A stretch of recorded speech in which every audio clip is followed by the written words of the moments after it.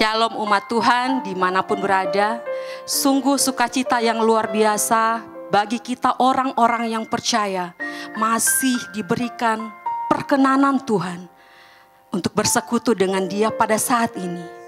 Ibadah kita Petra Women akan segera dimulaikan. Mari kita satu di dalam doa. Terima kasih Bapa di surga, terima kasih Tuhan. Kami sungguh bersyukur untuk saat ini. Engkau Allah yang kami kenal melalui anak-Mu Tuhan kami Yesus Kristus. Kami sungguh berterima kasih untuk kebaikan-Mu dalam kehidupan kami. Jika kami ada sebagaimana kami ada saat ini, semata-mata karena kasih karunia-Mu dalam kehidupan kami Bapa. Kami berterima kasih untuk anugerah-Mu yang besar dalam kehidupan kami. Saat ini kami rindu bersekutu dengan Engkau lewat kebenaran firman-Mu, lewat pujian penyembahan kami kepadamu ya Allah. Kuduskan kami dengan kuasa darah Yesus. Karena hanya oleh darah Yesus kami dilayakkan untuk bersekutu dengan Engkau. Terima kasih Bapa di surga, dimanapun umat-Mu berada. Kami berdoa kiranya anugerah Allah, hadirat-Mu ada di tengah-tengah umat-Mu Tuhan. Apapun yang menjadi keadaan umat-Mu saat ini, satu hal yang kami percaya, kasih karunia-Mu senantiasa menyertai umat-Mu. Kami mau mulaikan ibadah kami saat ini, ibadah Petra Women, hanya di dalam nama Tuhan Yesus Kristus. Haleluya. Amin. Terima kasih Tuhan, terima kasih. Apapun yang terjadi dalam kehidupan kami Bapa, hanya Engkau yang kami kasihi, hanya Engkau yang kami cintai Tuhan. Terima kasih Yesus.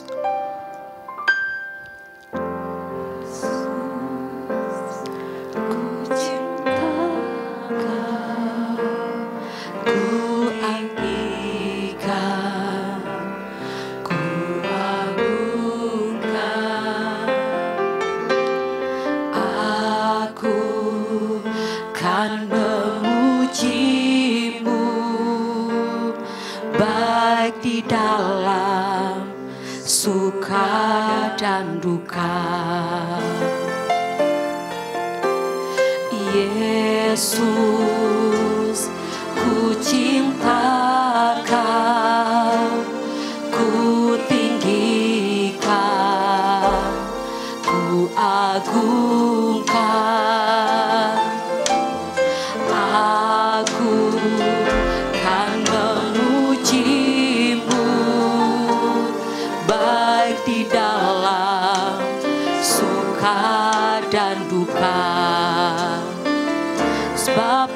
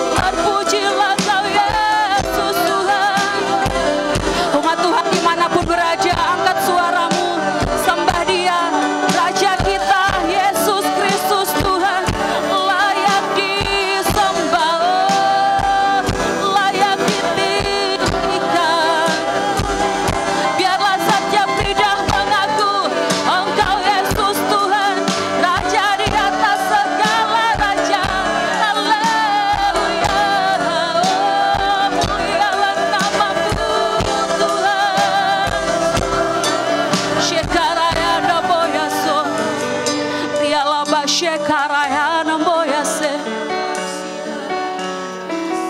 Haleluya. Sebab Kau layak terima pujian. Sebab Kau layak terima pujian. Sebab Kau layak ku agungkan Yesus, Raja di atas segala raja. Sebab Kau layak,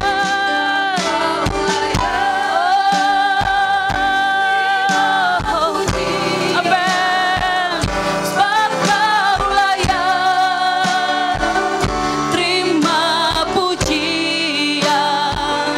Sebab Kau layak ku agungkan Yesus, Raja di atas segala raja. Lebih lagi kita mau katakan, sebab Kau layak terima pujian. Sebab Kau layak Tuhan, amin. Terima pujian. Sebab Kau layak ku agungkan Yesus, Raja di atas segala raja. Raja di atas segala raja. Raja di atas segala raja. Amin. Engkaulah Raja di atas segala raja. Engkau yang layak disembah Tuhan. Haleluya. Terpujilah Engkau di tempat yang maha tinggi Tuhan. Kami terus mau memuji Engkau sebab Engkaulah Raja di atas segala raja. Kami mau bangkit untuk Engkau Tuhan. Haleluya.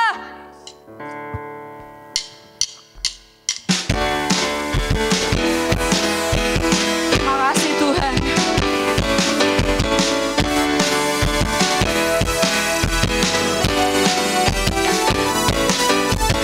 Mari kita semua umat pilihan Allah, dengarlah panggilannya untuk menggenapi firman-Nya.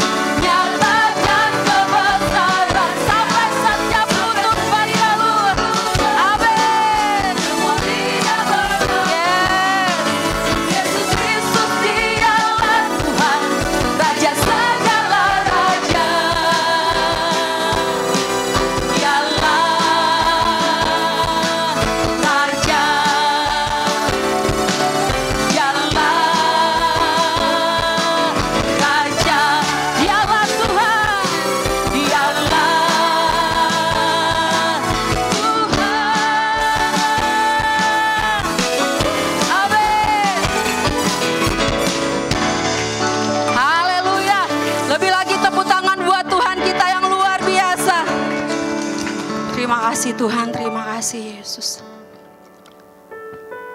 Kami mau tetap mengasihi Engkau Tuhan. Karena hanya di dalam Engkau sumber keselamatan kami Tuhan. Firman-Mu yang menjadi kekuatan kami. Terima kasih Yesus, terima kasih Tuhan.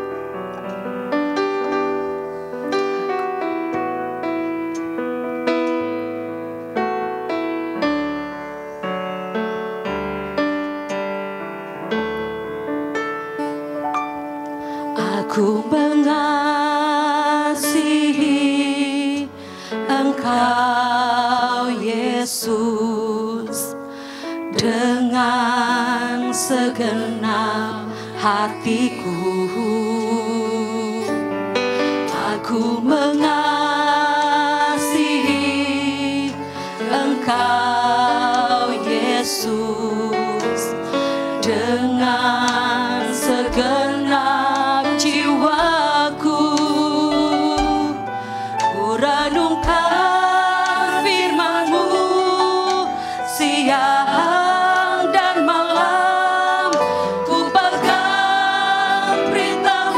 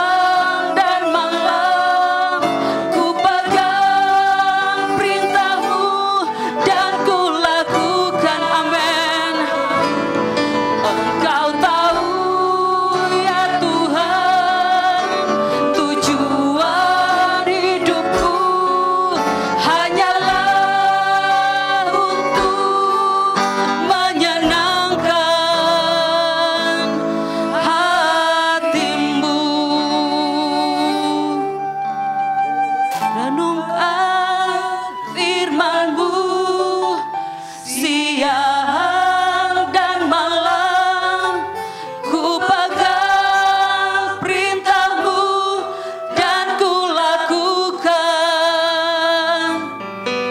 Kau tahu ya Tuhan, tujuan hidupku hanyalah untuk menyenangkan hati-Mu. Biarlah ini menjadi kerinduan kami bersama Tuhan, bahwa Engkau memberikan kami kehidupan, bahkan kesempatan untuk bisa beribadah hanyalah untuk menyenangkan hati-Mu, karena di dalam ibadah ini Engkau ada di tengah-tengah kami.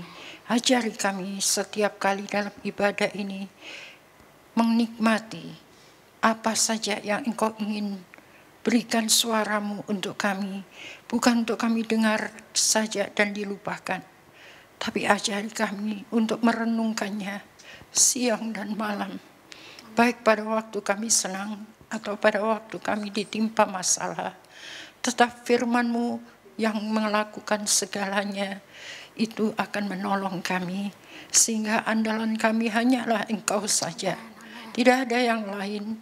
Walaupun kami boleh ditolong oleh manusia, tetapi ketergantungan kami kepada Engkau sungguh Tuhan kami butuhkan. Bahkan di dalam kelemahan kami, Roh Kudus juga Engkau siapkan untuk menolong, menghibur, memimpin kami dari satu kebenaran sampai kepada seluruh kebenaran Allah, supaya kami tidak hanya haus dan lapar akan kebenaran, tapi biarlah hari-hari ini sebagai orang yang mencintai Engkau, kami juga mencintai firman-Mu, sehingga ada keterbukaan kami untuk koreksi firman-Mu, untuk tidak kami lupakan begitu saja, tapi kami mau menjadikan firman itu menjadi gaya hidup kami, untuk kami praktekkan di rumah kami, di dalam rumah tangga, di dalam pelayanan kami semuanya, dan itu untuk hormat kemuliaan nama-Mu saja.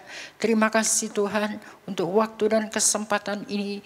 Biarlah kami serahkan, Engkau yang berbicara, hamba-Mu hanya mengikuti apa yang Engkau mau. Biarlah hati kami terbuka, telinga kami juga terbuka, tapi mulut kami tertutup untuk tidak ada komentar apa-apa terhadap kehendak Allah. Biarlah kami serahkan sepenuh roh, jiwa, tubuh kami untuk Engkau jagai dan pelihara, supaya tidak bercacat menjelang hari kedatangan Tuhan yang sudah semakin dekat ini.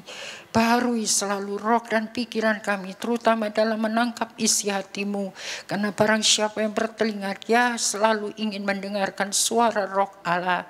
Dan orang-orang yang seperti ini di dalam perjalanan kehidupannya setiap hari, dia akan keluar sebagai orang-orang yang menang menghadapi masalah apapun, karena ada penyertaan Tuhan. Terima kasih Tuhan. Dan segala kuasa kegelapan, roh-roh jahat yang mau mengganggu jalan pemberitaan firman, termasuk bagi mereka yang mendengar di rumah-rumah masing-masing, biarlah kami tolak, hancurkan semuanya dalam nama Yesus. Biarlah Tuhan yang kami tinggikan, dan Engkau akan memberikan semua pesan-pesan-Mu dengan bebas. Kami terbuka di hadapan-Mu, dan semua yang siap Tuhan, dengan keterbukaan hati kami menangkap firman-Mu, dan supaya pengurapan itu tetap bersama dengan kami. Dan kami percaya sementara kami mendengar firman Tuhan, ada banyak hal pasti bisa terjadi, termasuk kesembuhan-kesembuhan rohani jasmani. Kami imani karena lawatan Tuhan sedang terjadi di mana-mana. Dalam nama Yesus, semua yang siap terbuka untuk menangkap isi hati Tuhan, katakan amin. Ya, shalom ibu-ibu. 1 Korintus pasal yang ke-8 ayat yang ke-3. Tetapi orang yang mengasihi Allah, ia dikenal oleh Allah. Saya bacakan dalam terjemahan yang lain. Orang yang benar-benar mengasihi Allah terbuka bagi pengetahuan Allah. Apa itu? Firman Allah. Artinya orang yang benar-benar mengasihi Allah bukan cuma haus dan lapar akan kebenaran, itu sudah berbahagia, Tetapi orang yang benar-benar mengasihi Allah itu terbuka bagi koreksi firman Allah. Ayat 2, apabila seorang mengira ia mengetahui segala-galanya, ia hanya menyatakan kepicikannya. Jadi jangan sampai di dalam mendengar firman Tuhan kita merasa saya sudah tahu semuanya. Mungkin iya, tetapi firman Tuhan yang selalu diperdengarkan harus kita terima dengan keterbukaan hati yang baru. Baru firman itu akan hidup di dalam kita. Kalau tidak, biasa.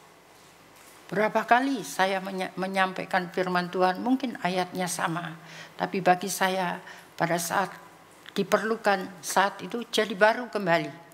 Nah, ini yang saya ingin bagikan supaya kita bersama-sama menerima berkat dari setiap PW ini dilakukan. Ibadah ini menjadi suatu hal yang bisa menolong kita semuanya di dalam menjalani hidup kita setiap hari. Nah, sebagai contoh, ketika Paulus mendapat pertanyaan berkenaan dengan makanan yang sudah dipersembahkan kepada berhala. Ini merupakan satu contoh saja. Kita tiap hari menghadapi masalah, bukan? Misalnya pertanyaan begini, pertanyaan begitu. Ini diambilkan contoh. Nah, dalam menghadapi pertanyaan ini, firman Tuhan yang ditulis oleh Paulus mengatakan demikian. Ayat 1 ya. Mengenai masalah ini, setiap orang merasa bahwa jawabannya lah yang benar. Jadi boleh, ini menurut saya, menurut siapa lagi, itu merasa semua jawabannya itu benar. Tetapi walaupun tahu segala-galanya, menyebabkan kita merasa menjadi orang penting. Ini yang enggak boleh. Saya tahu, saya enggak memerlukan lagi. Jadi kalau ada pemberitaan firman, ya sambil lalu, kan itu saya sudah tahu kok. Sudah pernah dikhotbahkan begini dan begitu.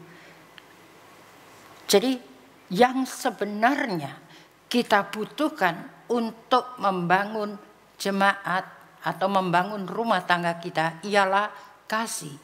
Ini kata firman Tuhan. Jadi mau tahu jawabannya benar atau tidak benar, tapi tujuan kita mendapat koreksi firman Tuhan supaya kita membangun rumah tangga kita, yang penting ialah kasih. Bukan kita tahu atau jawabannya benar, jawabannya salah. Itu serahkan nanti kepada pengembalaan. Dia yang bertanggung jawab mengajari domba-domba. Kalau mau tahu, datang kepada gembala saudara, atau kalau kepada klik leadernya. Kalau ada pertanyaan, sehingga kita tidak perlu membahas-bahas menurut pikiran masing-masing. Nanti tambah ruwet. Karena di sini orang yang benar-benar mengasihi Allah terbuka bagi pengetahuan Allah.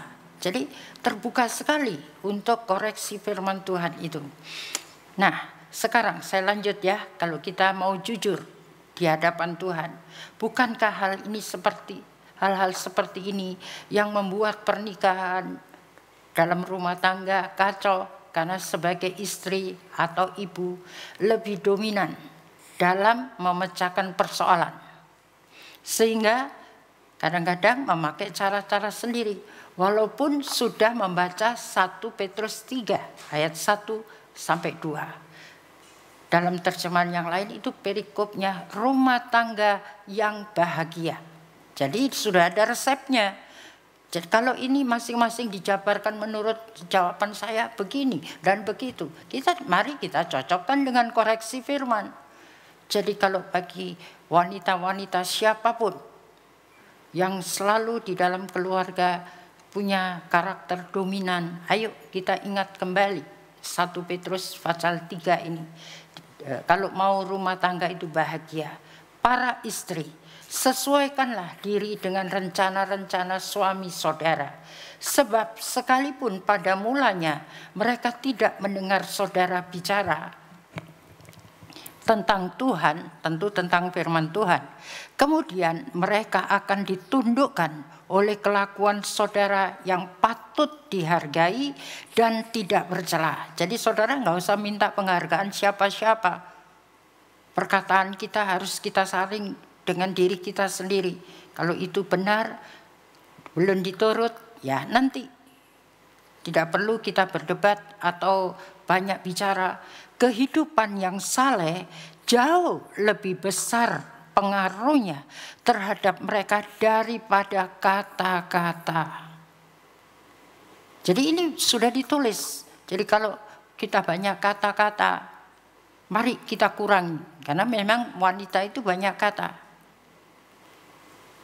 Kemudian saya lanjut ya, karena di sini sudah dikatakan kehidupan yang saleh jauh lebih besar pengaruhnya terhadap mereka daripada kata-kata. Pengkhotbah 6 ayat 11. Lebih banyak kata-kata, lebih sedikit lagi artinya. Jadi apa gunanya banyak bicara? Loh, ini Bible yang bilang. Saya kaget juga ada peneguhan-peneguhannya. Pengkhotbah pasal yang ke-7 ayat 11. Kebijaksanaan sama baiknya dengan kekayaan, bahkan lebih baik. Pengkhotbah 8 ayat 1. Saya suka membaca supaya saya tidak kehilangan waktu. Alangkah baiknya menjadi orang bijaksana yang mengerti berbagai-bagai hal dan yang dapat menjelaskan serta menafsirkan hal-hal itu. Kebijaksanaan menyinari wajah orang dan melembutkan kekerasan wajahnya. Pernahkah saudara melihat wajah seorang yang tidak senang dengan kita? Bagaimana wajahnya? Tidak bersahabat. Bisa dilihat dari wajahnya, sudah kelihatan bahwa tidak bersahabat. Memangnya ada yang pura-pura tidak lihat, ada yang menghindar. Itu banyak cara.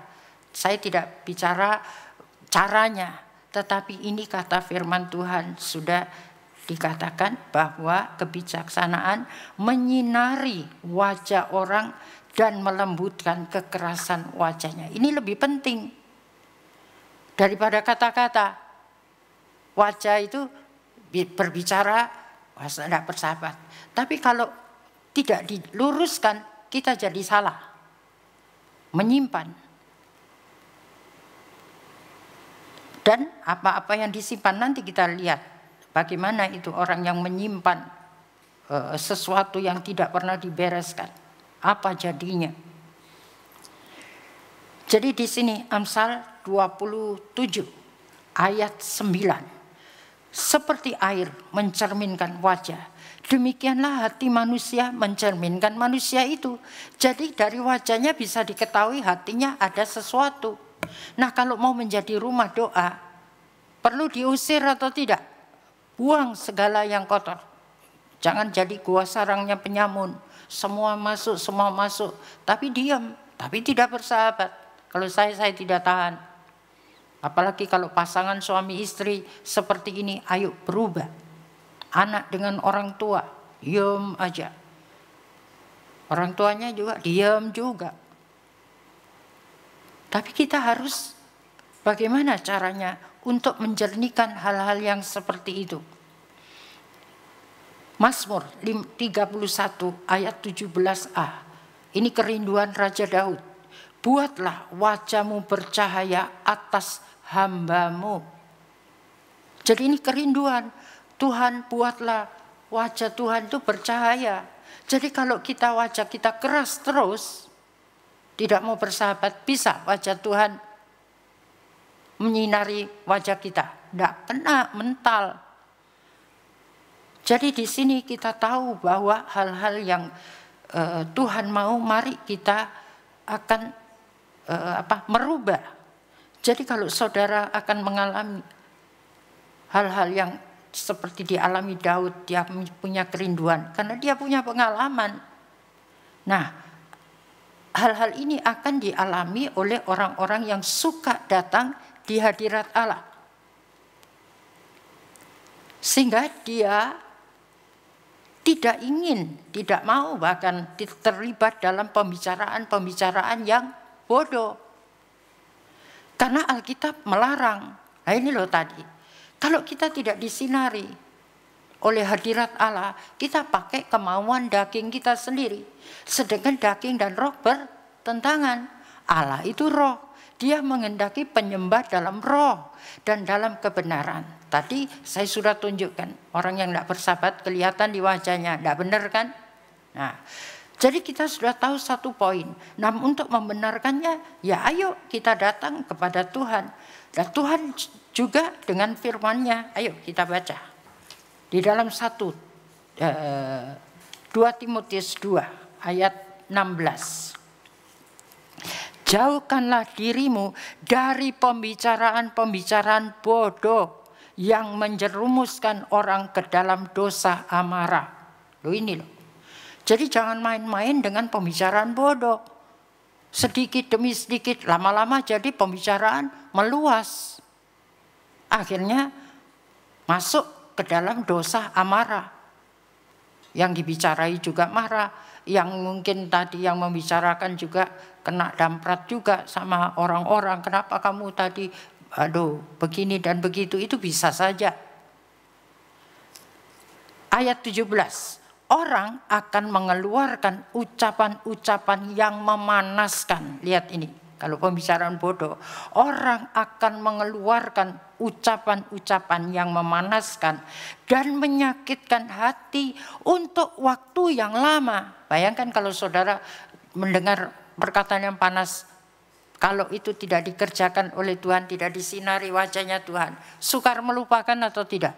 Sampai tidur terngiang-ngiang itu. Perkataannya tadi, waduh, nanti ya, dia olah terus di sini, bisa tidur. Lama-lama tidak bisa tidur. Yang diingatkan itu tadi, perkataan yang memanaskan hati tadi. Dan itu waktu yang lama. Bisa bertahun-tahun disimpan. Kelihatannya dalam rumah suami istri, padahal masih menyimpan banyak hal.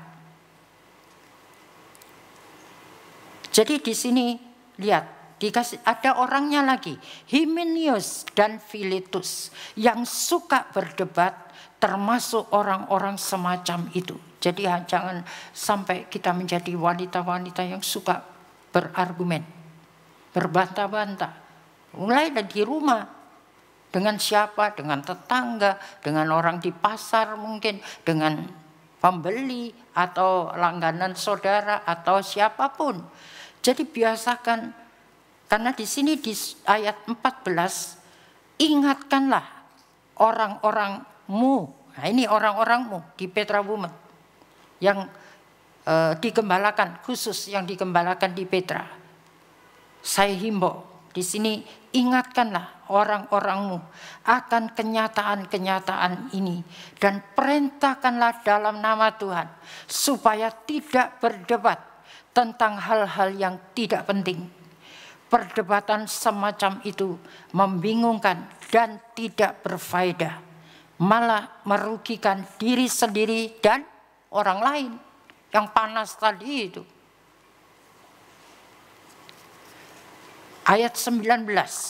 Tetapi kehendak Allah, apa kehendak Allah? Kehendak firman tetap tegak bagai batu karang dan tidak sesuatu pun dapat menggoyahkannya. Ini loh, kalau kita pegang firman Tuhan, apapun pembicaraan bodoh itu tidak masuk di kita dan kita tidak mau terlibat.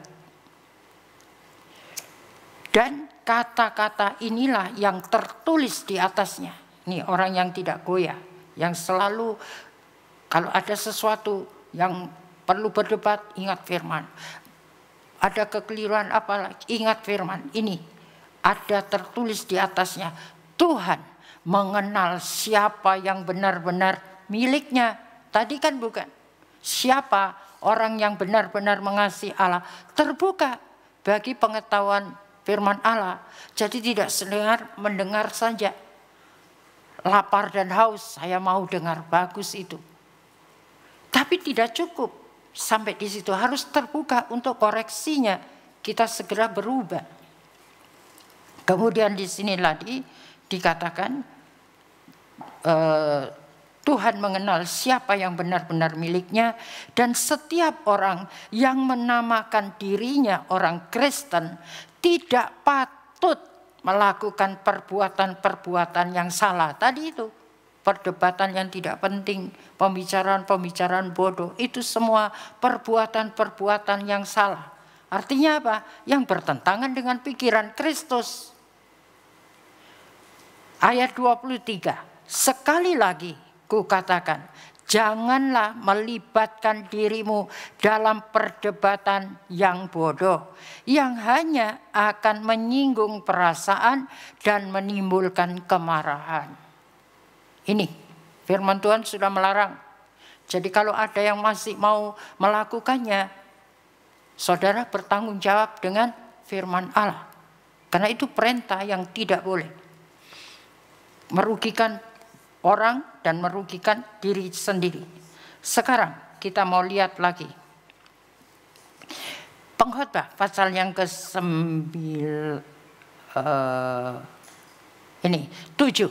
ayat 21. Nah, ini perlu juga. Pengkhotbah 7 ayat 21 sampai 22. Janganlah, ini perintah lagi, suka mendengarkan percakapan orang dengan sembunyi-sembunyi. Wah, ini bahaya ini.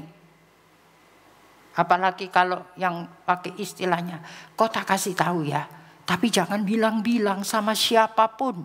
Wah, ini kayaknya kita ya.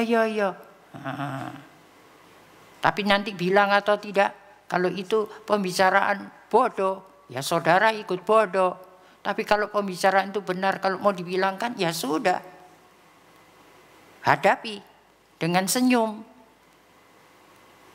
Tapi ini sudah diperingatkan lebih dulu. Janganlah suka mendengarkan percakapan orang dengan sembunyi-sembunyi. Kalau engkau mendengar pelayanmu mengutuki engkau. Ini terutama memperingatkan buat saya. Agar saya selalu berhati-hati dalam mendengarkan pembicaraan-pembicaraan yang seperti ini. Jadi kalau satu datang begini, saring dulu. Dengar saja, masa mendengar tidak boleh. Apa gunanya? Kita sebagai penjaga domba. Jadi jangan ada orang merasa, siapa lapor? Siapa jamak-jamak sama tante, cari muka, begini dan begitu. Tidak ada gunanya. Itu malah bikin panas hati orang. Sekarang saya tunjukkan ayatnya. Di dalam pengkhotbah. Tunggu dulu. Tadi ya. Dan saya di dalam menyaring ini, saya juga tidak mau sampai saya terbawa-bawa dosa orang. Karena itu juga dilarang oleh firman Tuhan. Ayo kita baca. 1 Timotius 5. Ayat 22 bagian B. Janganlah terbawa-bawa ke dalam dosa orang lain. Jagalah kemurnian dirimu. Dalam terjemahan yang lain. Awasilah dirimu selalu supaya tetap murni dan tidak ternoda. Bukan awasi orang lain sampai pembicaraan sembunyi-sembunyi ini terdengar di mana-mana. Bukan berita Injil kabar baik terdengar di mana-mana, tapi gosip-gosip terdengar di mana-mana. Nanti kalau sudah sampai di saya, siapa lapor? Nah, ketakutan sendiri. Siapa tahu nanti saya panggil. Dengar dia panggil nama saya. Tidak ada itu. Biar Tuhan yang panggil sama saudara. Hei, kenapa kau gosip-gosip? Pengkhotbah 9 ayat yang ke-18. Jadi saya tunjukkan ayatnya supaya saudara menyadari apakah gunanya bicara-bicara yang seperti itu tadi ya. Nggak ada gunanya. Pengkhotbah 9 ayat 18. Kebijaksanaan lebih ampuh daripada senjata perang. Tetapi kekeliruan yang kecil akan merusak seluruh pekerjaan yang baik. Itu diumpamakan nila setitik rusak susu sebelanga. Ya, itu tadi ya. Jadi sekarang lagi Titus 2 ini. Titus pasal yang kedua. Nah, perikopnya bagaimana bunyinya? Kewajiban orang tua termasuk bugem. Saya orang tua, tahu arti bugem. Saya nggak mau bilang ibu gembala, bugem saja. Supaya tidak terlalu canggih-canggih amat. Jadi kewajiban orang tua, bugem, pemuda, hamba. Ini semua punya kewajiban masing-masing. Ayat 1. Tetapi engkau, nah ini tadi saya tujukan kepada saya, beritakanlah apa yang sesuai dengan ajaran yang sehat. Dalam terjemahan yang lain, hendaknya berbicara mengenai hidup yang benar, yang sejalan dengan kekristenan sejati atau ibadah sejati. Apa kata firman Tuhan? Roma 12 bukan? Ayat 1. Karena itu saudara-saudara, demi kemurahan Allah, aku menasihatkan kamu. Nah, jadi dinasihatkan saja. Mau diturut atau tidak, saya sudah menyampaikan lewat nasihat firman Tuhan. Itu tugas. Untuk apa? Katanya. Supaya, ini ajaran sehatnya. Supaya kamu mempersembahkan tubuhmu sebagai persembahan yang hidup, yang kudus, dan berkenan kepada Allah. Itu adalah ibadahmu yang sejati. Jadi kalau mau tahu ibadah sejati bukan hanya beribadah di gereja, tubuhnya, tapi jiwanya,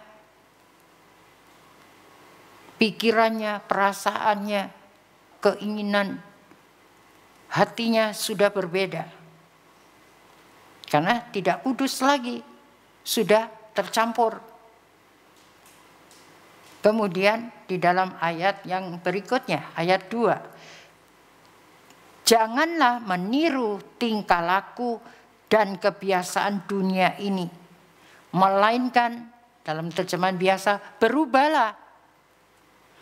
Jadilah orang yang dengan kepribadian yang sama sekali baru. Dalam segala perbuatan dan pikiran. Jadi tubuhnya melakukan, belum dilakukan pikirannya saja sudah tidak boleh. Harus berubah. Jangan pakai pikiran sendiri, itu orang begini begitu. Padahal lain di pikirannya orang itu, lain di pikiran kita, lain di pikiran Kristus, seperti tingginya langit dan bumi. Makanya daripada kita terbawa-bawa dosanya orang. Mungkin si A itu pikirannya terhadap si B itu begitu. Tapi kan tidak sama, kita boleh mengkoreksinya sendiri. Jangan kita terbawa pikirannya si A itu tadi. Sehingga nanti kesalahannya kita jadi tambah ikut menyambung. Sedangkan Tuhan mau kita jadi penyambung lidah dari Tuhan. Sebagai istri penyambung lidah. Di dalam keluarga, di dalam apa saja. Sebanyak keluarga jadi runyam karena pembicaraan. Suami istri bicaranya begini. Nanti sampai di mertua lain lagi. Ada pembicaraan kepada ibu lain lagi. Jadi nanti kata lu tadi kok enggak bicara begitu. Lain. Akhirnya keluarga itu jadi runyam atau tidak. Dan gara-gara ibu saja suami istri bisa bertengkar. Kalau tidak hati-hati, miringnya kemana? Belanya kemana? Sehingga inilah tadi yang membuat kita tahu bahwa kita tidak boleh sama dengan orang dunia. Kemudian di sini lagi ya, ini mana ini? Dalam pikiran, niscaya saudara akan mengerti dari pengalaman sendiri bahwa jalan Allah itu sempurna dan sungguh memuaskan saudara, sehingga jika tiba-tiba terjadi sesuatu dalam hidup kita, dalam pernikahan, dalam keluarga, dalam pelayanan kita, tidak perlu kita sibuk membicarakan masalahnya, tetapi apa maksud Tuhan dengan peristiwa yang kita alami, itu jauh lebih baik. Apa ya tadi, kenapa bisa terjadi ya, itu boleh, renungkan itu.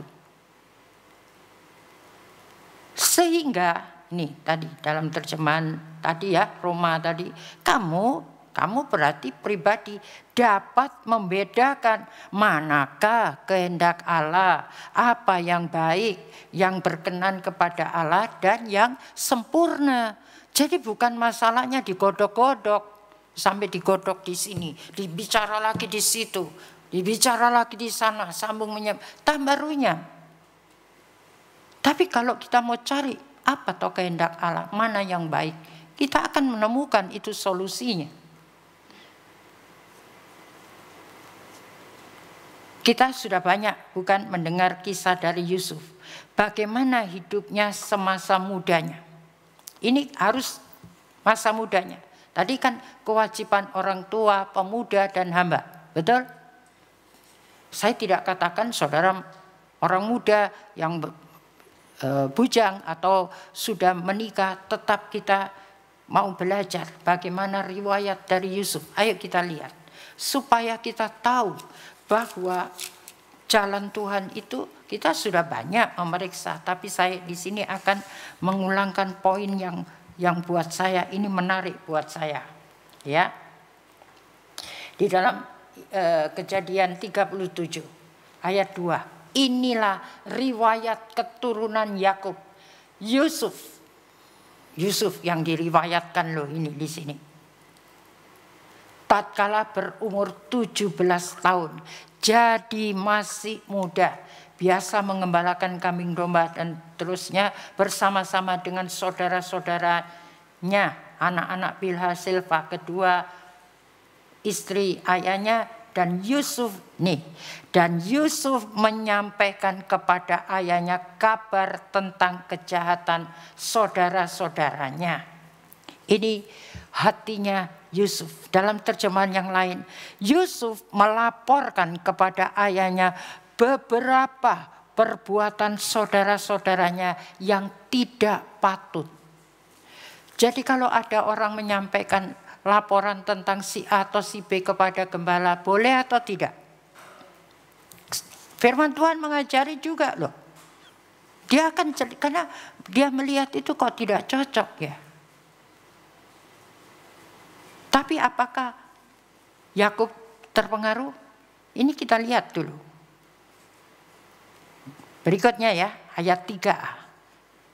Israel mengasihi Yusuf lebih dari anak-anaknya yang lain. Itu ditulis. Tapi bukan karena perbuatan saudara-saudaranya yang dilaporkan itu tadi.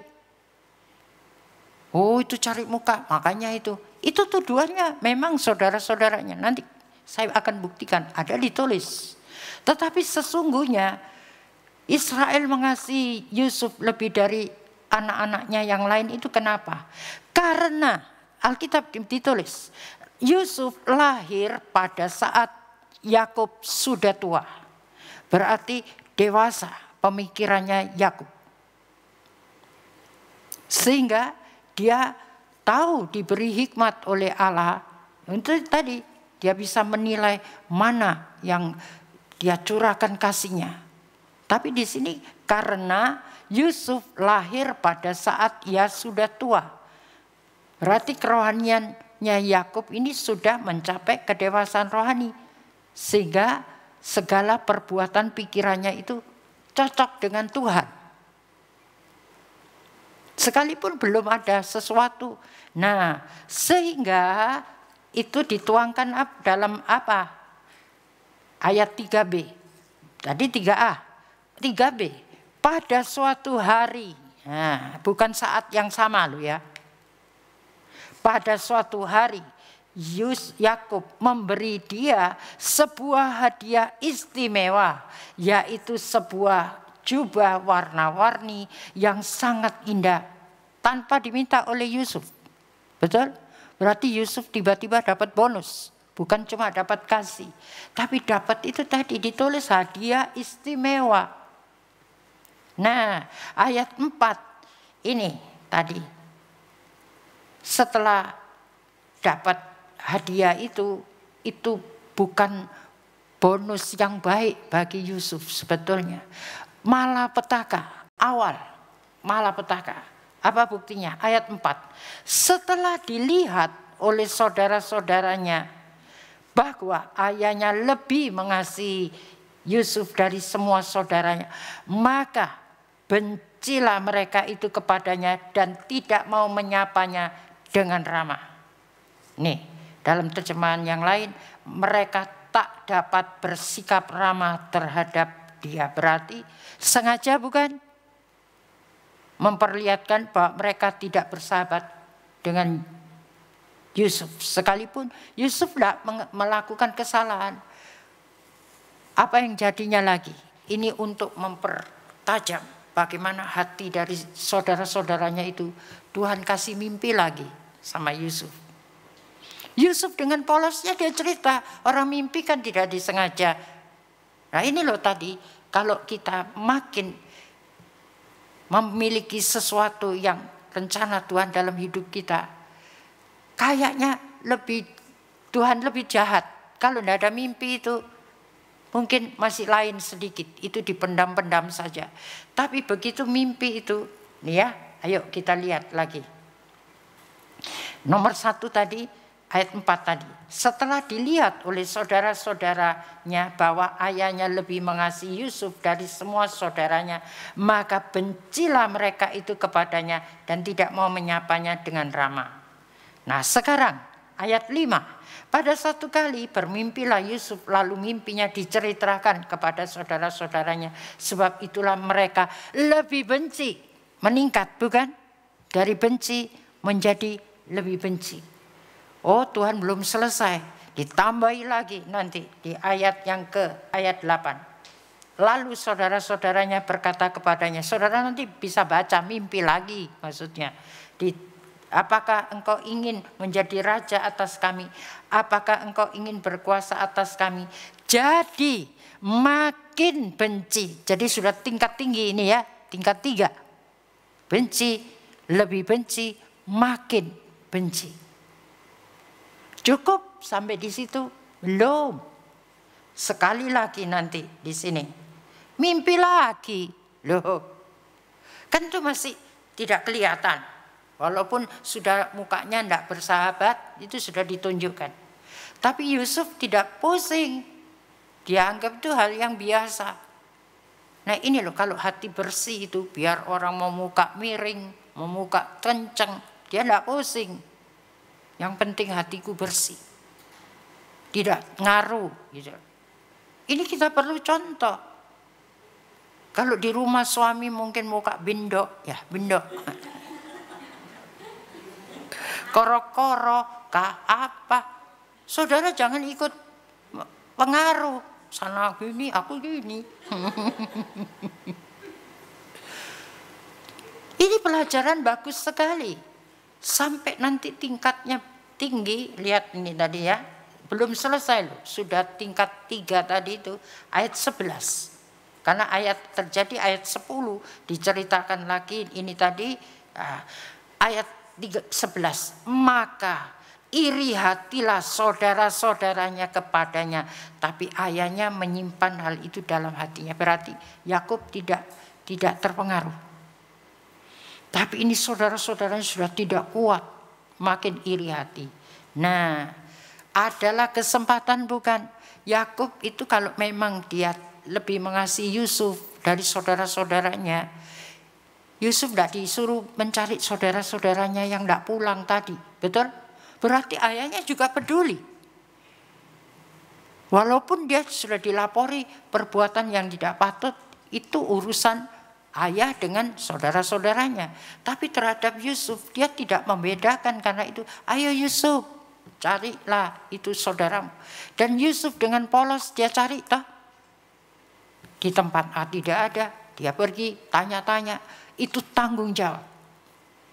Lihat loh, kalau orang itu dipenuhi oleh Roh Allah, walaupun saat itu Roh Kudus belum turun, tetapi mimpi-mimpi itu kan karunia. Untuk itu Yusuf tidak mengerti wasiat, makanya walaupun tidak mengerti tapi Tuhan jagai hatinya itu luar biasa. Sehingga apa saja yang dialami dia tidak pernah komplain. Atau marah-marah atau bagaimana, tidak. Atau ini gara-gara ayah saya, tidak ada, bukan. Nah. Jadi itulah tadi di sini, sekalipun nanti saudara-saudaranya Yusuf itu tampaknya berhasil ya menyingkirkan Yusuf untuk sudahlah aman, kita tidak lihat mukanya lagi. Ada orang yang tidak mau lihat mukanya lagi, pindah gereja, itu juga ada. Karena si A itu gereja di sini, saya tidak. Lebih rela lepas dari kebenaran Allah daripada dilihat wajahnya yang tidak disukai. Itu loh. Sebab itu kita harus hati-hati dengan amarah. Coba kita lihat Imamat pasal 19 ayat ke-17. Imamat. Jadi ini pelajaran berharga sekali kalau saudara ingin benar-benar terbuka untuk koreksi dari firman Allah. Bukan sekedar haus untuk tahu saja. Imamat pasal yang ke berapa tadi? 19 ayat yang ke-17. Janganlah engkau membenci saudaramu mana? Di dalam hatimu. Tetapi engkau harus berterus terang. Nih loh, saya ada begini dan begini. Perdamaikan dulu supaya tidak menjalar seperti kanker tadi itu. Lebih benci, makin benci, akhirnya jadi iri hati, jadi pembunuhan. Akhirnya cuma Tuhan tahu Yusuf tidak boleh mati dengan caranya Tuhan. Mereka tiba-tiba begini-begini, itu Tuhan punya cara untuk menghindarkan Yusuf dari kematian. Terus di sini tadi ya, menegur orang sesamanya, dan janganlah engkau mendatangkan dosa kepada dirimu karena dia. Waduh, makanya jangan terbawa-bawa dosa orang hanya karena pembicaraan-pembicaraan bodoh, pembicaraan-pembicaraan sembunyi-sembunyi, perdebatan-perdebatan yang tidak penting. Jadi di sini Tuhan mengajari bukan sampai di situ. Terus di sini tadi ya, kalau meluas tadi, jangan sampai kita melakukan apa yang dilarang oleh Tuhan. Apa itu? Imamat 19 ayat yang ke-16. Nih, janganlah engkau pergi kian kemari menyebarkan fitnah di antara orang-orang sebangsamu. Kalau di rumah ya antara suami istri, istri sakit hati sama suami, pergi ke tetangga, pergi kemana saja, teman, orang tua atau anak sakit hati, anak dengan ibu kah, dengan ayah, wah keluar lagi juga, cerita lagi di luar. Janganlah engkau mengancam hidup sesamamu manusia. Nih, dalam terjemahan yang lain, janganlah engkau pergi kian kemari menyebarkan fitnah di antara orang ini, janganlah kamu, itu tadi yang terjemahan biasa. Janganlah kamu membusuk-busukkan orang lain. Janganlah kamu memfitnah orang. Janganlah kamu mengancam hidup sesamamu, karena akulah Tuhan. Jelas loh, sampai 3 kali itu perintah. Jangan kamu membusuk-busukkan orang, berjalan kian kemari. Janganlah kamu memfitnah orang. Memfitnah itu artinya bicara di belakang, bukan? Bahkan dikatakan fitnah itu lebih kejam dari ibu tiri katanya. Hah? Ibu kota. Sorry. Oh, ibu. Ya tidak tahulah itu fitnah lebih kejam dari pembunuhan. Ya lah, supaya dibenarkan. Terima kasih. Kan Ibu tiri itu kejam. Jadi saya pikir Ibu kan Ibu tiri terkenal kejam, tapi tidak semua Ibu tiri kejam. Kalau Ibu tiri sudah dirubah hatinya sama Tuhan, dia lebih sayang daripada ibu kandung. Itu bisa. Jadi sekarang kita lanjut ya. Saya tidak mau bicara itu terus. Ayat 18. Janganlah engkau menuntut balas. Menuntut balas itu dalam perbuatan, bukan? Dan janganlah menaruh dendam. Dalam mana? Dalam hati. Dua-dua tidak boleh. Terhadap orang-orang sebangsamu. Apalagi kalau sesama pelayan dalam bidang apapun. Ini. Antara ini dengan itu. Ya, misalnya contoh teens dengan youth. Karena ini benar terjadi. Sudah sampai di saya, tapi sudah diluruskan. Antara mungkin serafim dengan tamborin. Apalagi musik mungkin dengan apa, choir, semuanya. Itu ayo, ini loh. Tidak boleh cuma bicara-bicara di belakang begini dan begitu. Tambah ini, tambah itu supaya lebih enak, lebih manis. Pakai pemanis maksudnya. Jadi di sini ayo kita mau berubah. Karena Tuhan sudah mau datang, saudara ketinggalan nanti. Kemudian di sini lagi. Di sini ya. Ini saya kasih contoh cara kecil saja. Saudara ingat saya bercerita tentang kucing yang saya masukkan rumah sakit menjadi beban saya tanpa saya minta kucing itu dan memang saya tidak mau. Nah, kucing itu sekarang itu kan mati. Virusnya menular. Iya, biar sudah di rumah sakit kan dengan biaya cukup besar, tapi mati. Bukan cuma itu, kucing baik-baik di rumah tertular virusnya. Kemarin malam masuk rumah sakit juga. Beban lagi buat saya. Tapi sebelum masuk rumah sakit, karena ini kucing bagus buat saya, yang saya juga suka, saya doakan dulu. Yang itu tidak. Berangkat saja. Jadi saya minta tolong Tuhan jangan mati. Kita imani.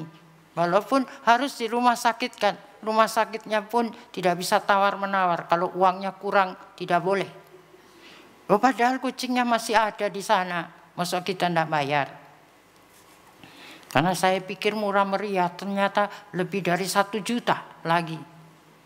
Jadi makanya ini tadi saya kena hal-hal seperti ini. Tapi saya belajar mengucap syukur. Tuhan, masih untung kucing yang masuk rumah sakit. Bukan orang-orang di rumah yang masuk rumah sakit. Saya lebih repot nanti. Dan saudara tidak perlu ada kunjungan.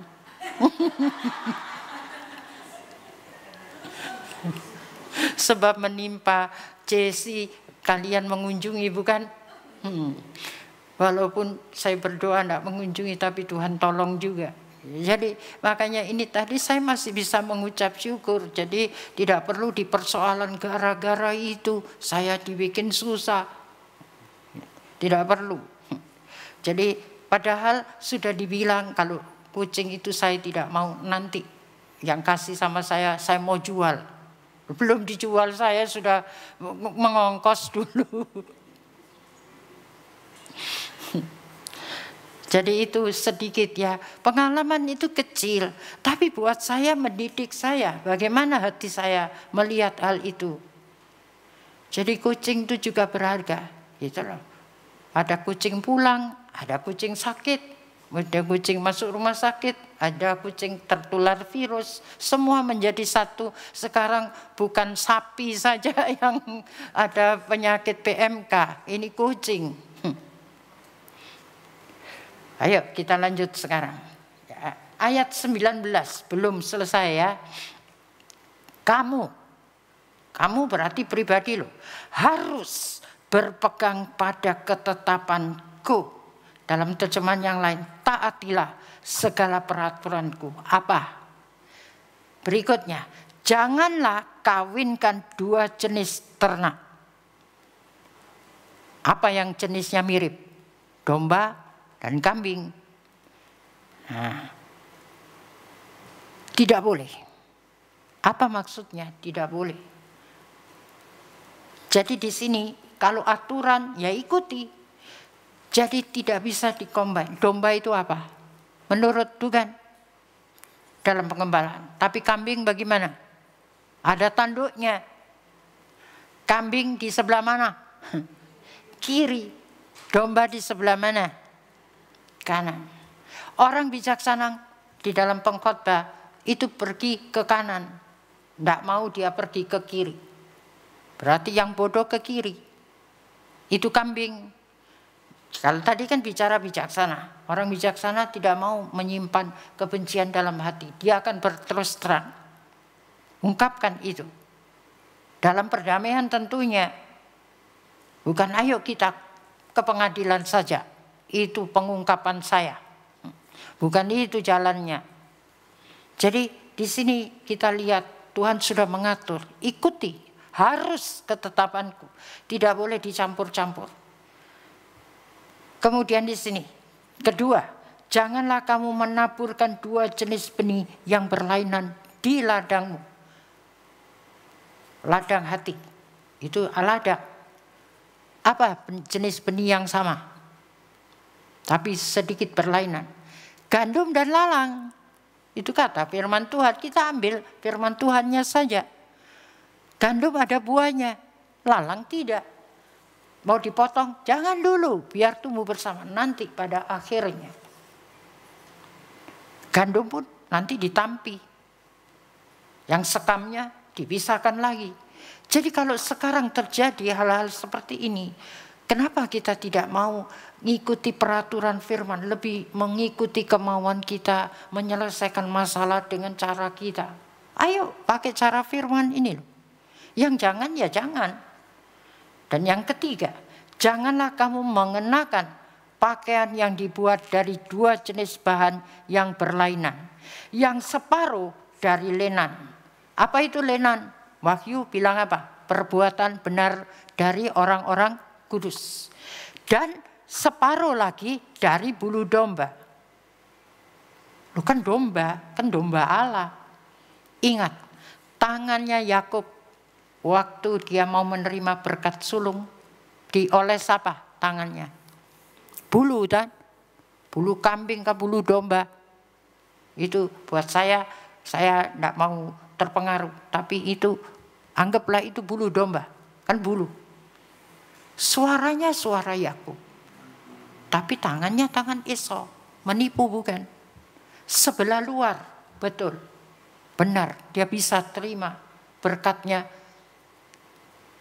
Ishak, manusia biasa. Tapi Tuhan bisa ditipu?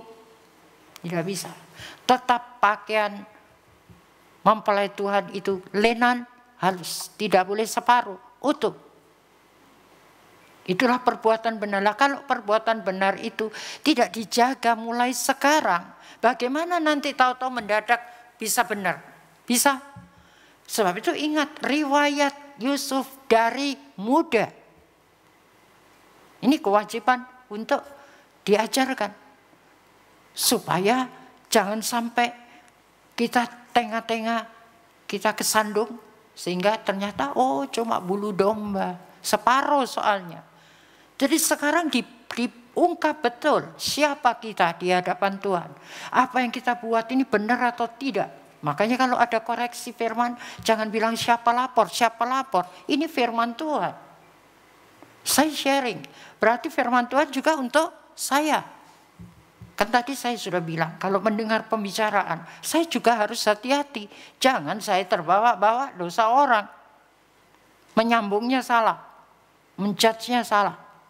Nah itu mesti datang kepada Tuhan. Nah kalau firman Tuhan yang datang, itu adil. Sama seperti Salomo waktu menggunakan hikmat Tuhannya, bagaimana itu orang ibu yang mengaku ini anak saya, itu anakku juga. Tapi dengan cara Allah, hikmat Allah, semua terselesaikan atau tidak? Sehingga Salomo bukannya dia bersalah, tetapi dia memuliakan Tuhan dalam kerajaannya. Tapi apakah Salomo tidak bisa berbuat keliru? Berikutnya keliru. Karena dia sudah melupakan firman Allah. Makanya disinilah, apapun yang terjadi dalam hidup kita, jangan melupakan apa kata firman. Saudara boleh melupakan kami, tidak apa-apa. Tapi jangan melupakan firman Tuhan. Yang sudah ditanamkan tentunya. Kemudian di sini lagi ya. Sekarang di sini, kalau tidak mau mendengarkan suara roh, sebab di dalam Wahyu pasal 2 dan 3 bukan, kepada 7 jemaat. Barang siapa yang bertelinga, hendaklah dia mendengarkan suara roh.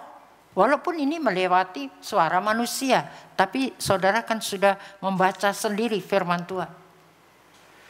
Dan itu dikaitkan dengan berikutnya, ataukah ditaruh di atasnya atau di bawahnya, tetap bunyinya, barang siapa yang menang. Jadi orang yang mau menang dalam setiap perjuangan melawan daging ini, sebab daging dan roh dia tidak pernah akur. Itu harus memiliki telinga yang mendengar suara roh. Jadi itu kepada 7 jemaat, jemaat dimanapun. Jadi saudara mau pindah gereja manapun, tetap tuntutan Tuhan itu sama. Hanya bagaimana cara memimpinnya itu gembala-gembala, ya itu urusannya dia. Tapi saya tidak mau berlaku bodoh. Lihat di sini ya, saya mau tunjukkan. Di dalam Pengkhotbah pasal yang 10 ya. Pengkhotbah pasal ke-10 ayat yang ke-1. Bangkai lalat menyebabkan minyak wangi berbau busuk. Itu terjemahan yang lain. Jadi terjemahan biasa, coba kita lihat. Saudara lihat apa di dalam Pengkhotbah 10. Jadi jangan sampai kita dibuat kebodohan itu kita sendiri. Karena Pengkhotbah 10 perikopnya apa? Akibat-akibat kebodohan. Jadi kalau kita tidak mau jadi bijaksana, sedangkan wanita bijaksana pasal 31 ya, itu apa? Seperti banyaknya, apa itu dikatakan apa? Ya, persisnya dibilang apa? Wanita bijaksana. Istri yang cakap, siapakah yang mendapatkannya? Ia lebih berharga daripada permata. Ini ada penghormatannya kalau kita menjadi istri yang bijaksana. Makanya jangan jadi istri yang bodoh tadi, yang terlarut terus dalam pembicaraan bodoh. Namanya istri apa itu? Istri bodoh. Gampang, tidak sulit, sehingga selalu terikut arus dengan pembicaraan bodoh. Kemudian tadi ya, kita lihat lagi Pengkhotbah 10 ayat 1. Lalat mati sudah busuk bukan tadi? Jadi bangkai, menyebabkan urapan dari pembuat urapan berbau busuk. Demikian juga sedikit kebodohan lebih berpengaruh daripada hikmat dan kehormatan. Di sini tadi bangkai lalat menyebabkan minyak wangi berbau busuk. Jadi kalau orang itu mau mempertahankan urapan Tuhan, jangan suka membahas perkara-perkara yang hanya kedagingan, yang busuk-busuk. Saudara harus pergi dari pembicaraan yang busuk. Bisa tangkap ini bermacam-macam pembicaraan busuk. Karena itu menyebabkan urapan itu tadi. Contohnya siapa? Saul. Nih sekarang sudah mulai urapan itu terganggu dengan roh mengantuk. ada di sini. Saya sudah melihat. Saudara mau tahu atau tidak, saya melihat dengan mata kepalaku. Karena urapan Allah sedang mau diberikan, tapi roh mengantuk datang, mengusir. Seperti Saul, lihat pada saat roh Allah sudah pergi, apa yang masuk? Roh jahat bukan? Dia sudah tidak kenal siapa Daud. Padahal Daud itu orang yang menolong dia pada saat dia kerasukan, bukan katanya kalau Daud menyanyi. Sebab itu saya minta para choir-choir yang sungguh-sungguh jangan terlibat pembicaraan bodoh. Perdebatan-perdebatan yang tidak penting. Saudara harus mencegah malahan, bukan saudara menyambungi. Karena ini loh, pujian itu mengusir, bukan mendatangkan kekacauan atau kesalahan atau apa saja, tidak. Nah, tapi coba lihat, kalau di dalam 1 Samuel berapa itu? 16. Daud itu dicintai dan dipanggil sendiri oleh Saul. Itu kisahnya ya. Disuruh tinggal dengan dia, jadi pelayan dia sangat suka, mengasihi. Tapi kenapa? Hanya karena pujian itu sudah kena dengan Daud pada saat dia menolong mengalahkan orang Filistin dalam peperangan, orang-orang mengeluhkan. Saul menjadi benci sampai seumur hidup loh. Nggak main-main itu. Saul jadi musuhnya Daud. Tapi bisakah membunuh? Dia nanti yang mati sendiri. Jadi jangan main-main dengan kebencian yang kecil. Karena itu pekerjaan roh jahat sebenarnya. Kalau orang sudah tidak, mungkin masih berbahasa roh. Sebab itu hati-hati, termasuk bernubuat sekalipun. Periksa hati saudara bersih atau tidak. Ini koreksi. Karena nubuat yang terbesar adalah firman Tuhan. Dan nubuat itu harus diuji. Dengan bagaimana? Yang menubuatkan bagaimana sikap hatinya, bagaimana perkataannya. Ini Saul. Karena roh Tuhan masih raja, masih memimpin mungkin. Sebab itu di sini dikatakan lagi, tadi saya tidak mau panjang-panjang dengan Daud tadi ya. Karena itu saya cuma mau membuktikan bahwa kalau orang itu sudah tidak dalam pengurapan yang betul, walaupun dia di sebelah luarnya masih melakukan segala seperti tidak ada apa-apa, tapi dalamnya itu sudah harus diperbaiki, sudah runtuh. Dan hanya Tuhan yang bisa mengoreksi. Kemudian di sini tadi, kenapa Daud itu selalu menjaga urapan? Sampai dia waktu ditegur, toh dia masih bilang, Tuhan, saya mau berikan saya roh yang rela, roh yang teguh, supaya tidak jatuh kembali. Walaupun dia dengan pengakuannya, dengan segala ketulusannya, tapi roh itu yang dia gandoli. Mazmur 20 ayat 7. Ini yang dialami oleh Daud bukan? Karena dia menjaga urapan. Sampai dia tulis itu. Kalau kita tahu sekarang bahwa kemenangan itu yang kita bisa dapatkan tuh kepada orang yang diurapinya. Bukan kemenangan kecil, kemenangan gilang gemilang. Oleh tangan kanannya Tuhan juga. Berarti orang yang hidup di dalam urapan Allah itu di tangan kanannya Tuhan, bukan di tangan kirinya. Jadi bukan hanya hamba Tuhan saja di tangan kanan. Itu ya, Wahyu 2. Bagaimana malaikat jemaat itu di tangan kanannya Tuhan. Jadi di sini kita tahu bahwa setiap orang yang hidup di dalam urapan Allah, dia di tangan kanannya Tuhan. Dan dia tidak boleh dibikin sembarangan. Sekalipun dia umat biasa, mungkin pendoa sederhana. Tapi jangan kita seperti raja di sini ya. Mana ini tadi? Saya mau kasih lagi dulu Pengkhotbah 10 ayat yang ke-12. Perkataan orang bijaksana menyenangkan, tapi perkataan orang bodoh menyerumuskan dia ke jurang keruntuhan. Lihat ini loh. Ayat 13.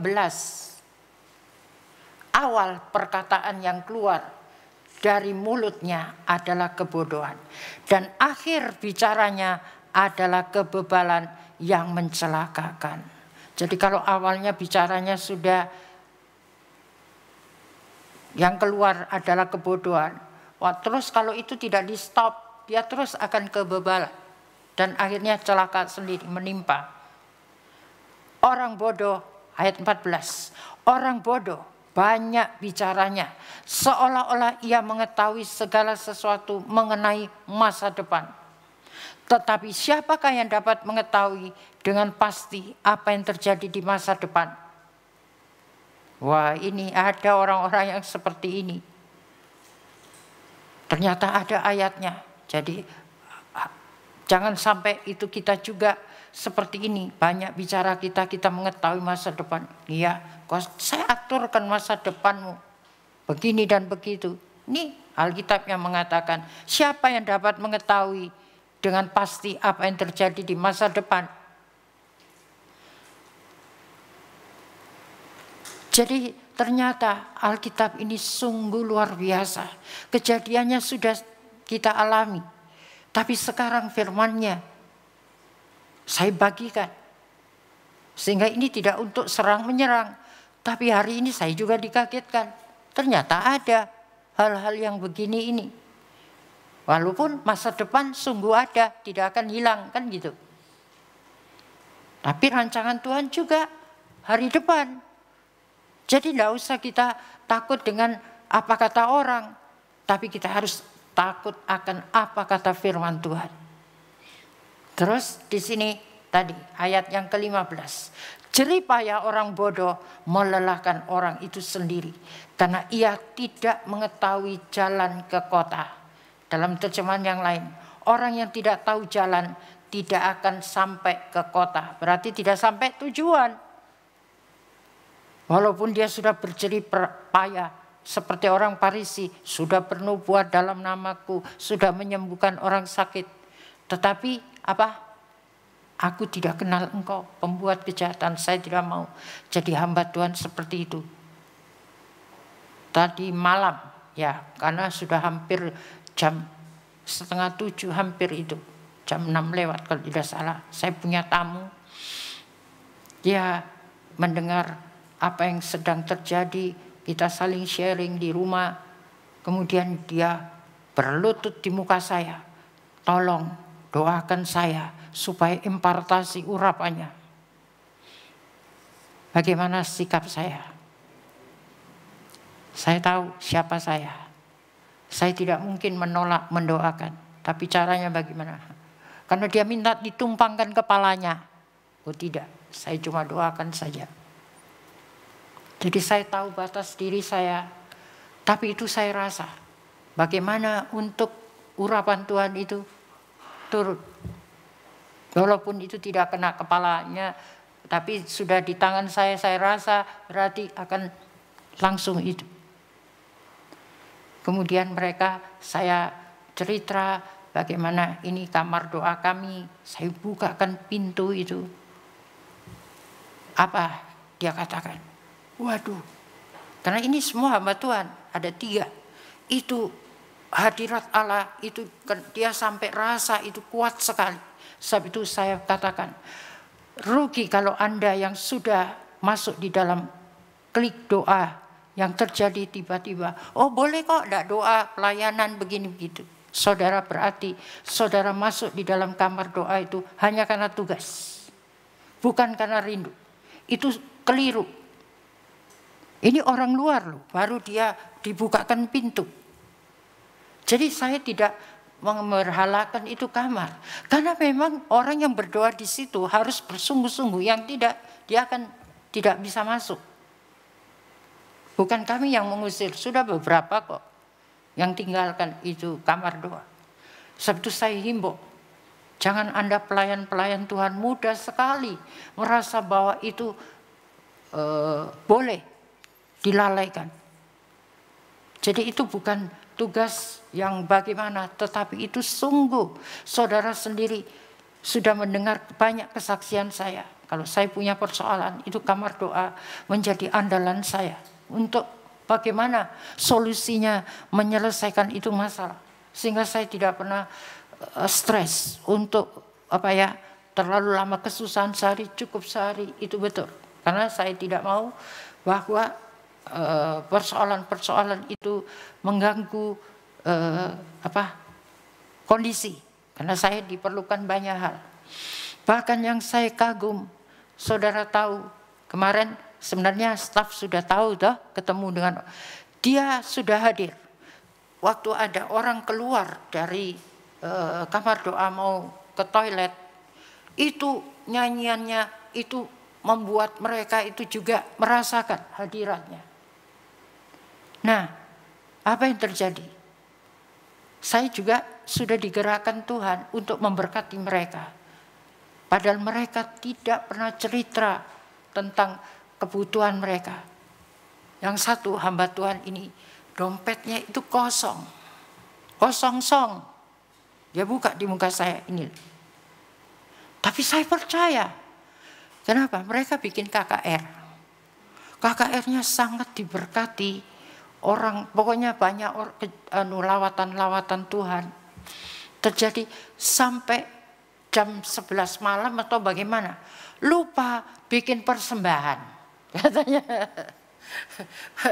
Saya ketawa gitu. Loh, enggak bikin persembahan. Tapi mau apa? Sudah tidak karena yang satu berkhotbah, yang satu main musik, yang satu WL. Jadi ini semua sibuk dengan itu menolongi orang, lupa persembahan. Tapi Tuhan baik sekali katanya, bahwa saya percaya nanti pasti Tuhan punya cara. Dan saya memang bukan hari itu mau memberkati. Waktu mereka bilang mau AKR, saya sudah bilang bahwa kalau mereka pulang singgah lagi di sini, saya akan berkati. Kalau sekarang saya berkati, nanti dia karena saya beri uang, dia datang lagi. Tidak. Ini betul terjadi. Waktu saya ucapkan, saya beri, mereka berlutut menangis. Di sini juga rasanya itu tadi, rasa bagaimana Tuhan punya baik.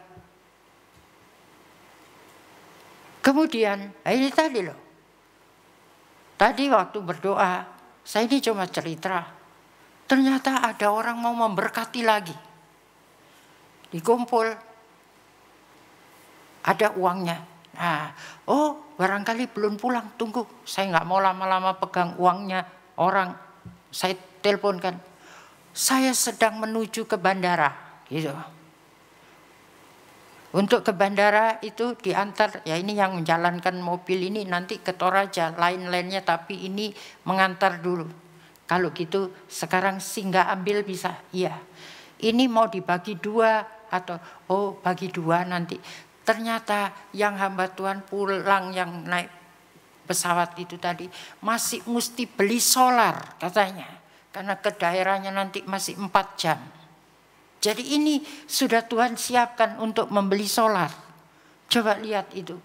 Sampai yang berkorban itu bukan uang, diambilkan sampai uang 10.000. Yang kecil-kecil supaya genap, saya tidak mau tukari. Ya sudah itu. Supaya tahu bahwa ini persembahan murni. Tidak ada orang yang paksa-paksa.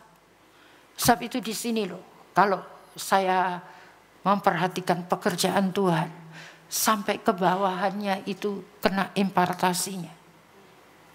Itu ditulis loh di sini. Ayo, sekarang saya mau bacakan. Makanya saya tidak mau jadi orang yang tidak memberi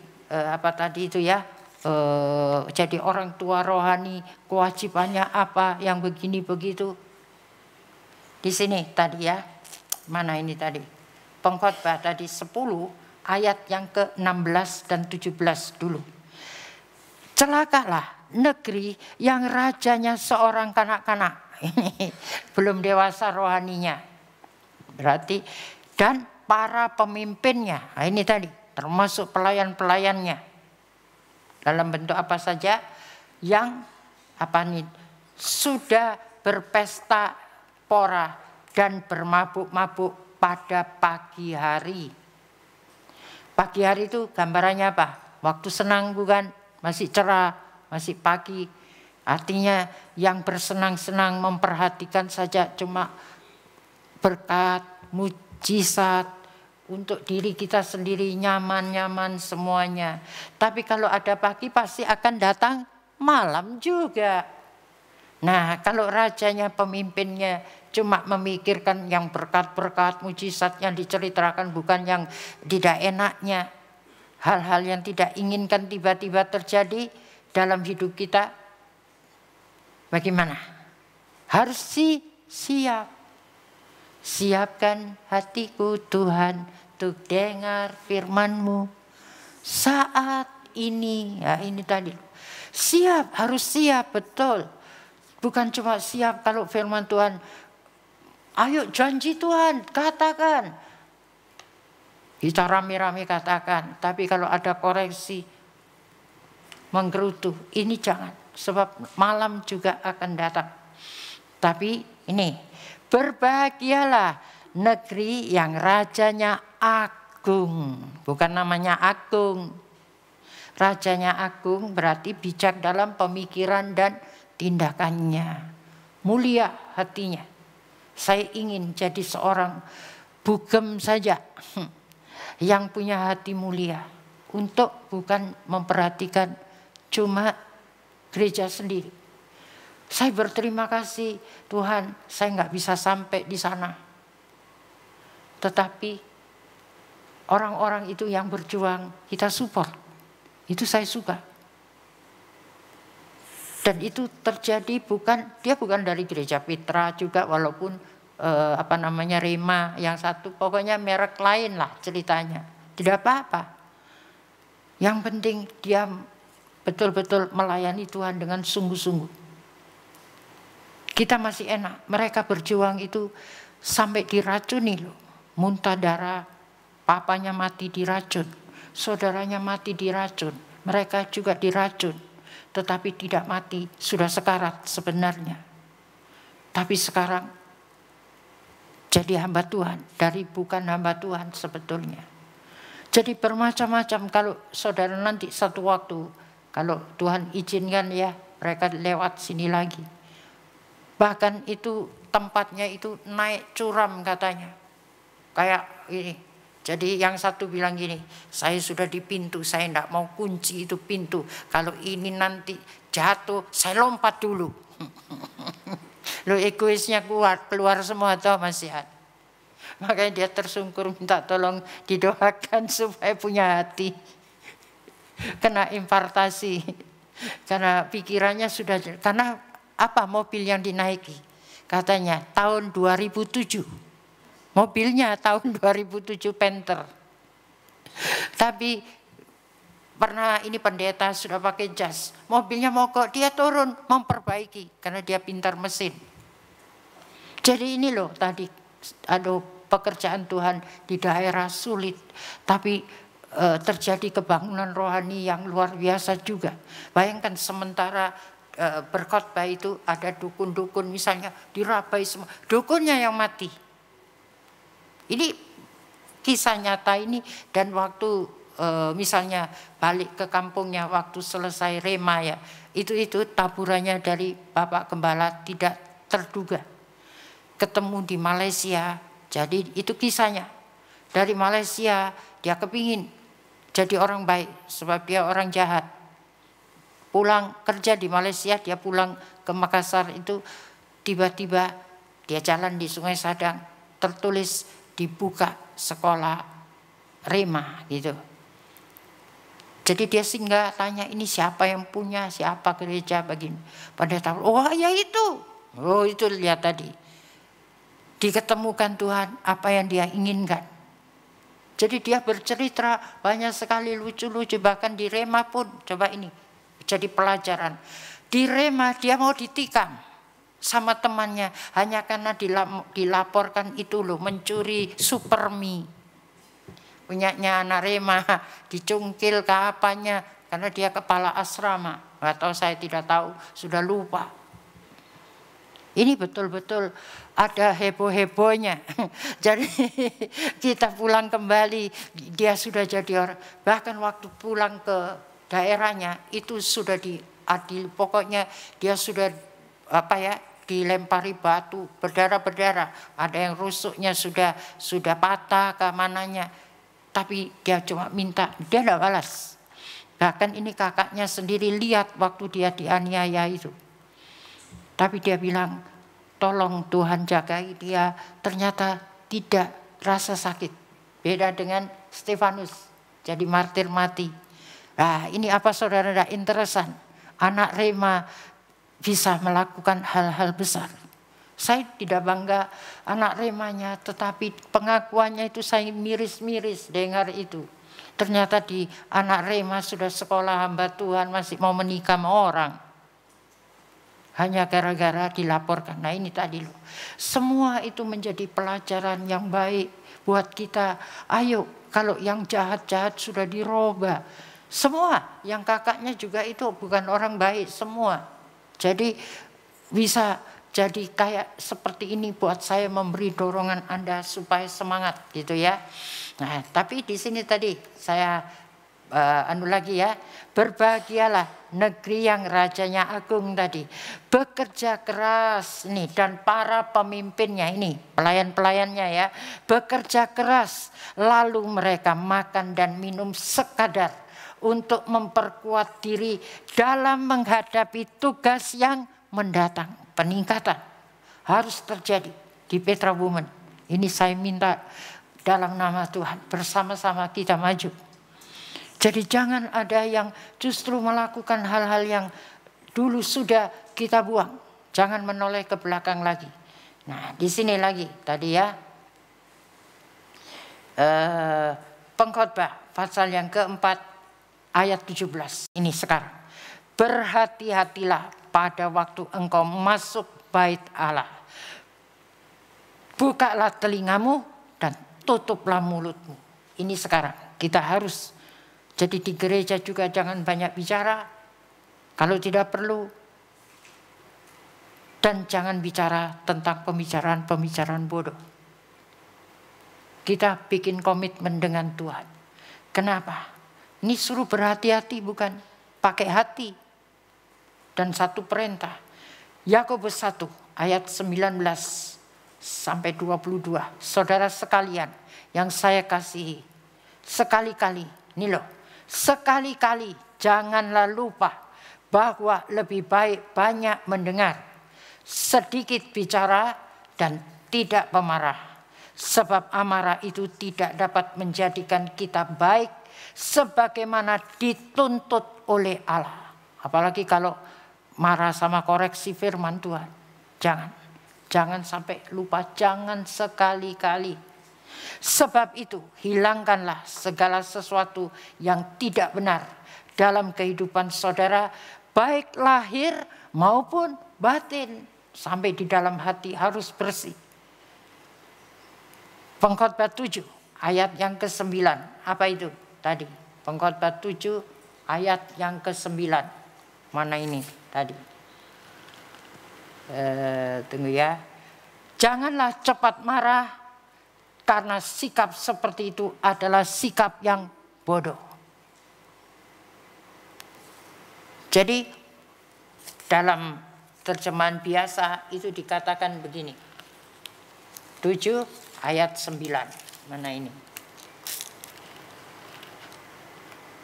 Janganlah lekas-lekas marah dalam hati, karena amarah menetap dalam dada orang bodoh. Menetap. Jadi jangan main-main dengan kejengkelan.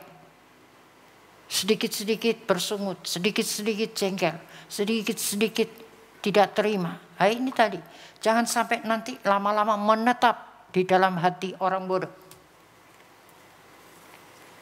Kemudian di sini lagi. Tadi ya. dengan penuh kerendahan hati bergembiralah atas berita menakjubkan. Apa berita menakjubkan kalau bukan firman Allah yang telah kita terima? Karena sementara tumbuh di dalam hati kita, berita itu dapat menyelamatkan jiwa kita. Jiwa. Jadi di dalam jiwa, jangan jiwaku haus akan kasih-Mu, haus saja. Tapi nanti kalau kasih itu memukul, bukan? Kata firman Tuhan. Jadi jangan kita cuma haus saja tadi, tapi betul-betul apa tadi itu? Orang yang mengasihi Allah terbuka bagi koreksi firman Tuhan. Dan ayat 25 dikatakan, jika ia pribadi senantiasa menyelidiki hukum Allah yang memerdekakan orang, maka bukan saja ia akan mengingatnya, melainkan akan melakukannya juga apa yang tercantum di dalamnya. Lalu Allah akan memberkati orang itu. Berarti ia atau siapa yang melakukan ini dengan berkelimpahan di dalam segala perkara yang dilakukannya. Baru saya amin. Jadi silakan naik choir supaya saya sampai kepada berkatnya, bukan cuma koreksinya saja. Kalau diturut, makanya sekali-kali jangan dilupakan apa yang Tuhan sudah firmankan, itu biarlah menetap di dalam hati kita, bukan marahnya terhadap koreksi firman yang menetap di dalam dada kita pulang. Terbuka untuk-Mu Tuhan, selidiki, nyatakan segala perkara, sikapkan semua yang terselubung, supaya ku layak di hadapan-Mu Tuhan. Jiwaku Menyanyilah dengan membuka jiwa kita terbuka untuk-Mu untuk koreksi firman ini, Tuhan. untuk kita terus diselidiki, untuk dinyatakan segala perkara yang tidak berkenan, segala perkara dan semua yang tersembunyi di dalam batin kita pun, semua yang masih terselubung, kita mohon kepada Tuhan, singkapkan Tuhan dengan satu tujuan, supaya aku layak di hadapan-Mu Tuhan. Jiwaku terbuka, Kita nyanyi dari hati kita, untuk-Mu Tuhan. satu kerinduan yang dalam Tuhan. Selidiki, nyatakan segala perkara. Mungkin orang tidak tahu, tapi Tuhan tahu. Semua Jangan kita mencontoh seperti saudara-saudara dari Yusuf, supaya ku karena tidak ada layak penyelesaian. di Kebencian itu makin hadapan-Mu Tuhan, sehingga membuat mereka melakukan hal-hal yang fatal. jiwaku Tapi karena ada roh Allah yang menjaga hatinya Yusuf, untuk-Mu Tuhan. apa yang dirancangkan kejahatan berbalik menjadi rancangan Selidiki, yang indah bagi Yusuf. nyatakan segala perkara, Biarlah ini menjadi doa kami sikapkan melalui wadah Petra Woman yang sederhana yang terselubung, singkapkan apa lagi yang Engkau ingin lakukan Tuhan, supaya wadah ini layak lebih dulu di hadapan Tuhan sebelum kami bisa memberkati orang-orang yang lain lebih dulu. Tuhan, jiwaku hidup kami dikudus terbuka untuk sehingga apa saja yang kami kerjakan Tuhan memberkati. Selidiki, nyatakan Hamba-Mu lebih dulu Tuhan. Engkau lihat isi hatiku. Singkapkan Kami tidak mau menjadi pemimpin yang bodoh, yang terselubung, yang hanya berbicara tentang masalah-masalah, tapi kami ingin berbicara tentang kasih dan kebaikan yang bisa kami alami setiap hari Tuhan.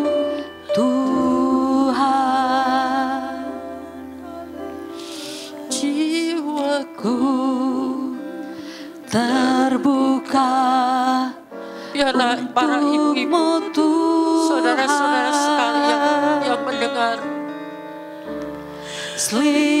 melalui wadah Petra Woman, mari kita bisa bersama-sama merendahkan diri, terbuka di hadapan Tuhan, bukan cuma haus dan lapar akan kebenaran, tapi benar-benar kami terbuka kepada koreksi firman Allah, supaya kami hidup kami layak. Karena kebodohan membuat kita tidak layak di hadapan Tuhan, kata firman Tuhan. Haleluya.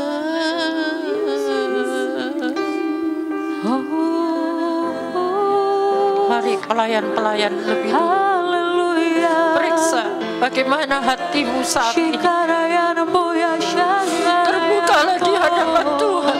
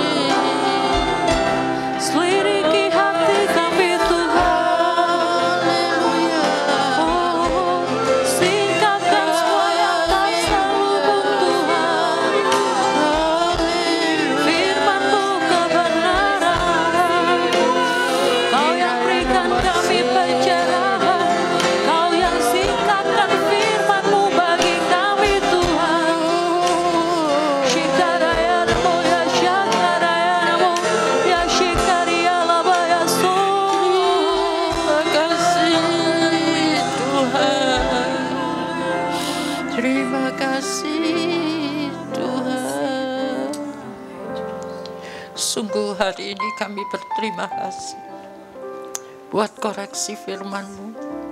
Mungkin tajam, tetapi itu baik untuk kesalahan-kesalahan yang tidak pernah kami sadari atau yang sudah kami sadari. Biarlah Tuhan firman-Mu ini menyucikan kami. Karena Engkau yang memukul, Engkau yang menyembuhkan, Engkau yang melukai, Engkau yang membebani. Hinai kurabat asahan ini kuyanda yarana Tuhan, tidak habis-habisnya Tuhan untuk kami bersyukur punya Allah seperti-Mu. Terpuji Kau Yesus. Engkau sangat mencintai kami para wanita-wanita, supaya kami benar-benar bisa menjadi duta-duta Kristus yang berbau harum. Tuhan, yang dibutuhkan di dalam keluarga-keluarga, dimanapun kami berada, sehingga hidup kami tidak sia-sia, tapi berguna bagi kerajaan Allah. Terima kasih Tuhan untuk firman-Mu. Dan kami tahu di hari-hari yang akan datang, Engkau tetap Tuhan menuntun kami. Karena langkah-langkah orang benar Engkau yang menetapkannya Tuhan. Kami hanya ingin supaya langkah-langkah kami sejalan selaras dengan kehendak-Mu, tidak menyimpang ke kanan dan ke kiri Tuhan. Karena kami tidak mau Tuhan menjadi orang-orang yang tidak memiliki hikmat-Mu. Di hari-hari ini Tuhan, Engkau tolong Tuhan kepada semua para wanita-wanita yang ada, supaya hari-hari ini kami memasuki bait Allah seperti Engkau punya mau Tuhan. Kami harus membuka telinga kami dan menutup mulut kami Tuhan, biar itu menjadi pedoman bagi kami, supaya firman yang kami tangkap itu menjadi daging, menjadi gaya hidup kami Tuhan, sehingga hidup kami menjadi alat-alat Tuhan yang berkenan di mata Tuhan. Terima kasih Tuhan, sungguh hamba-Mu berterima kasih untuk Engkau Gembala yang baik. Setiap hari Engkau memberikan kami rumput yang hijau dan air yang tenang, sehingga menghadapi persoalan apapun Engkau selalu ada di tengah-tengah kami. Dan tidak ada persoalan yang tidak dapat diselesaikan, karena Tuhan pemilik hidup kami.